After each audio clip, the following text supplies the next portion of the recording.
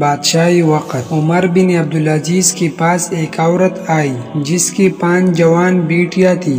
خاوند فوت ہو چکا تھا۔ وہ جس کے پاس جاتی سب خوش آمدید کہتی، لیکن یہ خوش آمدید اس کے لیے نہیں تھی، اس کی غریبی کے لیے نہیں تھی، اس کی خوبصورت جوان بیٹیوں پر گندی نظر ڈالنے کے لیے ہوتی۔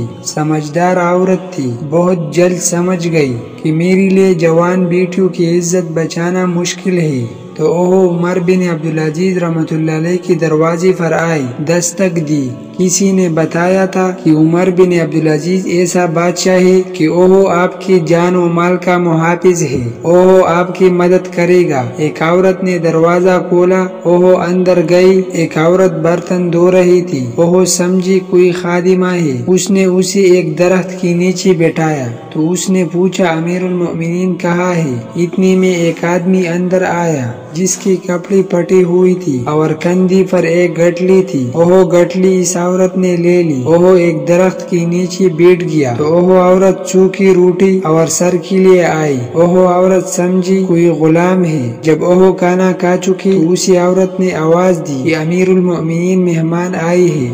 وہ عورت کہتی ہے میں حیران رہ گئی، میں نے اس خادمہ سے کہا کہ آپ میری غریبی کا مذاق اڑا رہی ہے، یہ پٹی ہوئی کپڑے اور سوکھی روٹی کھانے والا امیر المؤمنین ہے، تو اس نے کہا کہ اللہ کی قسم یہی امیر المؤمنین ہے۔ میں جب ان کے قریب گئی تو اس میں اتنی حیا تھی کہ اس نے اپنی نظریں جھکا لی، فرمانے لگا کیسے آئی ہو؟ میں نے کہا یہ میری بیٹیاں ہیں، میں غریب ہوں، بیوہ ہوں، میرے پاس ان کے لیے کچھ نہیں، میرا خیال تھا کہ امیر المؤمنین میری تمام بیٹیوں کے لیے 100 دینار لکھ تو کافی ہے۔